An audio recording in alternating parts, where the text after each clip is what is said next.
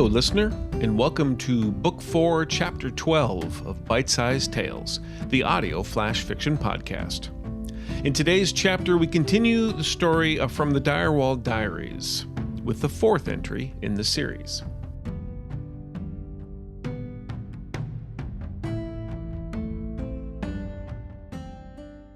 Direwald Diaries, the Maevis Matter, Part 4. In our previous entry, Eli the gunslinger decided to take Maevis to a doctor to investigate the cause of the strange, pinprick-like bites on her arm. Maevis claimed they came from her mother after she transformed into a monster. Concerned but skeptical, the doctor Eli brought the young girl to was a ticker, a half-human, half-clockwork being. Known only as Doc, the being confirmed that the bites may have come from a Botiskin, a term used to describe the offspring of a human and a demon. Faced with this news, Eli must now decide if he wants to accept Maevis's offer to hire him to kill his mother.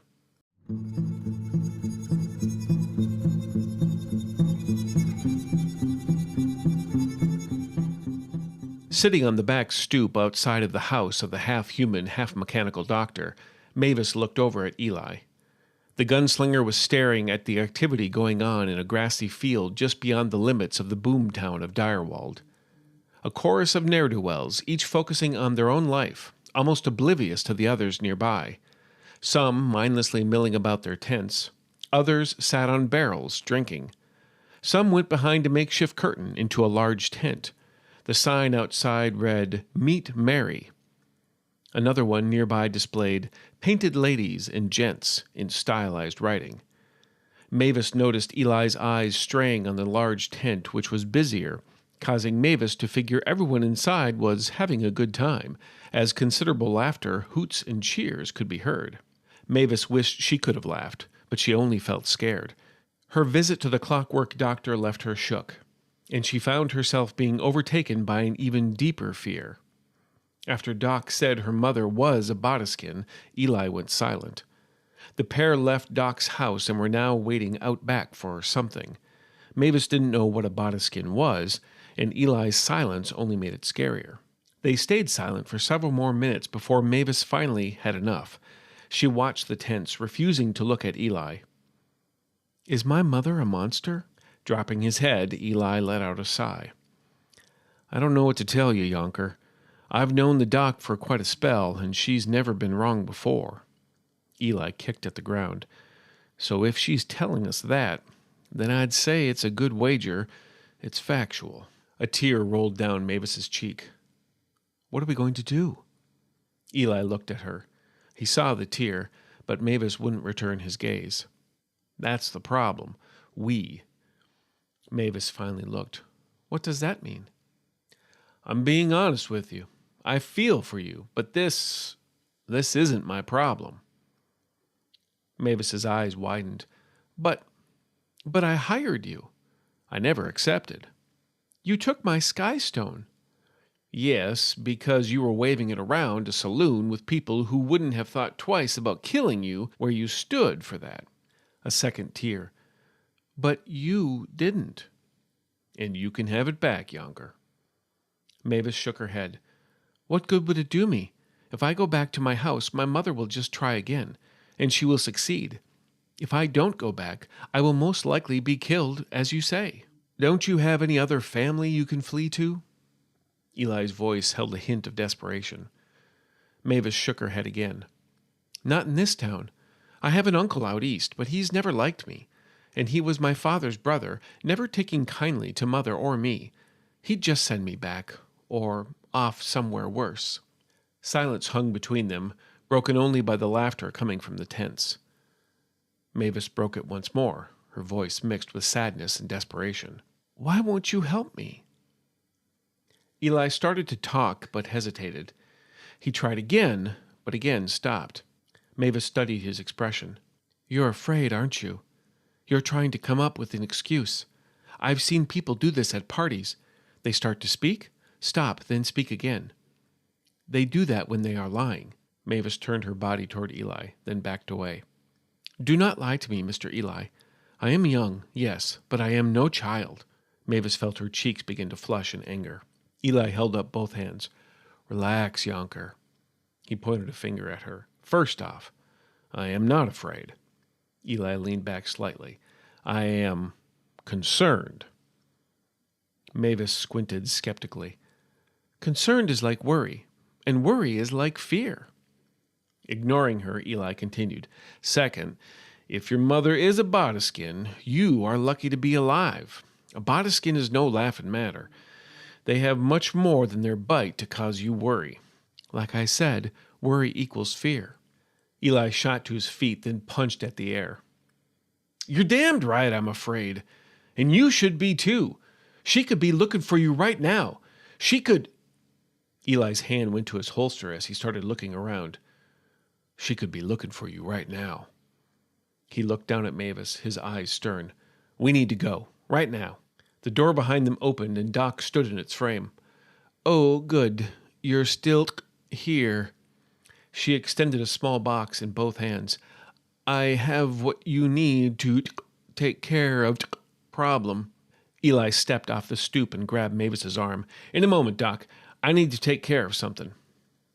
Pulling Maevis towards the tents, he looked back. Go back inside, and I'll be back shortly. Maevis struggled. Where are we going? She has something for us. I know, but first I'm going to help both of us.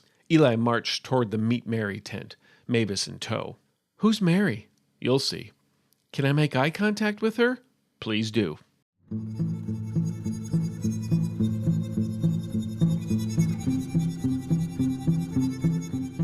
As the tent flap closed behind them, Maevis stood wide-eyed. Lamps with spinning, carved tin screens cast strange and playful shadows across the tent's walls. The lights mixed with shadows, and Maevis swore she saw figures inside the dark pockets. The lights themselves were a rainbow of colors and hues, mixing and dancing in a strange manner that made no sense, nor did they complement one another. Music and incense rounded out the assault on her senses, lavender and sandalwood mixing in a faint haze hanging in the room. The music sounded like an instrument she'd heard once. It was stringed, and Mother said it was from the Far East. The name escaped her, but she recognized the sound of the violins that accompanied it. Where the music was coming from, she could not determine. She instinctively felt her hand tighten on Eli's. No longer struggling, Maevis now clung to him like a boat to an anchor adrift on the ocean. Maevis made out a canvas hallway branching off from where they entered. Eli moved with purpose towards it. Standing at the entrance was the largest woman Maevis ever saw. Her chest stretched her chemise and corset tight. Though she had a moderate-sized hoop gown, there was no top portion. When they reached the entrance, the woman stepped forward. That was when Maevis noticed the scruff of a beard and the paint adorning his face. Despite his garb, Maevis knew this must be a man. When he spoke, his voice deep and rich. "What the hell?" he began, but froze when he saw Eli up close. "Eli, is that you?" he rumbled. Maevis studied the man closer. She could tell now the sprays of curls coming from his head were indeed a wig. "Jack," Eli said calmly. Eli released his grip on Maevis and hugged the man, but she saw that he kept one eye close on her. "What are you doing here?" Jack sounded surprised as he looked down at Maevis. "And who is this one?" "Someone who needs some protection." "They all do from you, Eli." Jack smiled and pointed at Maevis's dress. "I love that design, dear one." Eli shook his head. "No, not like that. Not at all. This is a job, and she's in real danger. I need to see Kay." Jack pursed his lips, light flashing across his face. She saw the cherry red of his lips. She'd seen paint like this before. She knew where it was from. "Well, I don't know, Eli. Kay is a busy—" Maevis cut him off. "Where did you get that paint? On your lips?" Jack looked surprised. "You like it, dear one?" Maevis nodded. "I do. I've seen it once before, at a party Mother held a couple months prior. A man from New Yields was visiting. He brought ladies with him. They all wore it. His name was—" Maevis paused. She couldn't remember. "Victor Starling, my dear one," Jack cooed casually. Maevis's face lit up. "Yes, That was his name. Do you know of him? Jack smiled, rolling his eyes in amusement. Oh, yes, I know him. Very well. Can we focus? Eli cut them off. Jack, this is important. Jack sighed. Because it's you, Eli. Wait here. Reaching out, Jack playfully tapped Maevis on the nose. You are an observant little dear one. I like that. Wait here. With a flourish, he turned, vanishing down the hallway. Maevis looked around the canvas-walled lobby. The people she made out in the haze seemed to be simply talking, smoking, and leaning in closely to each other. The haze and shadows prevented her from discovering any further details. She heard laughter and the clinking of glass down the hallway. It all was a party, but Maevis felt it was a very different kind of party. Why are we here again? She questioned. To protect you, Eli answered back flatly. How do you know these people? Eli hesitated. A long story, and we go way back. Let's just say that people need protecting. They pay, and I protect. Unless they are me, Maevis added.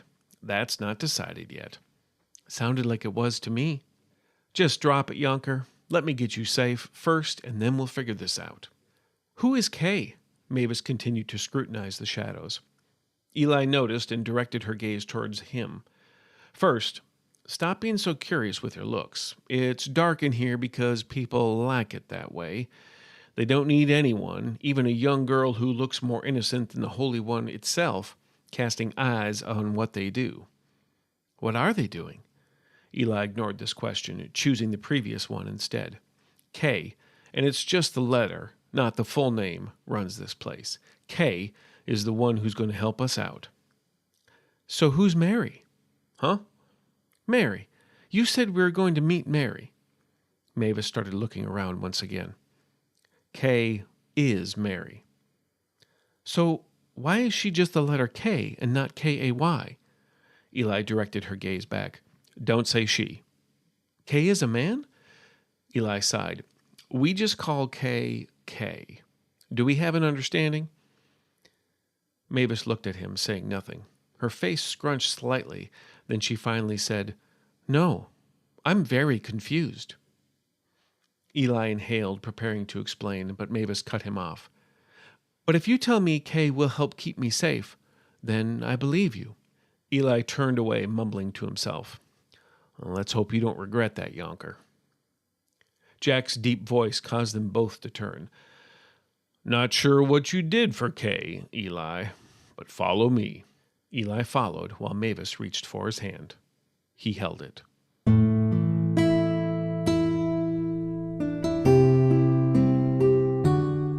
Author's note. This is one of my favorite parts of the story. Not quite my favorite part, but this is one of my favorite parts because I liked the idea of this maze of canvas and this ad hoc brothel party center, whatever you may want to call it, that was set up, that was initially meant to be temporary, but now has become almost semi-permanent. And the confusion and mystery that's involved with all this, with the scents and the noises and everything arrayed in there. I don't know, I kind of like the feel, and I hopefully conveyed that to you. I hope you're enjoying the story.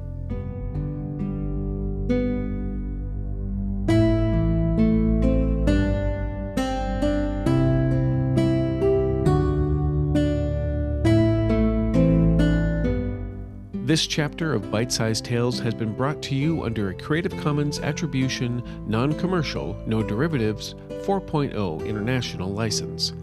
Intro and outro music is Fantasy Motion by Alexander Nakarada, provided under a Creative Commons 4.0 license. If you've enjoyed what you've heard today, we greatly appreciate reviews and recommendations to your friends. For more information about our authors, visit bitesizedtales.com or follow us on Instagram at bite_size_tales. We look forward to reading to you next time.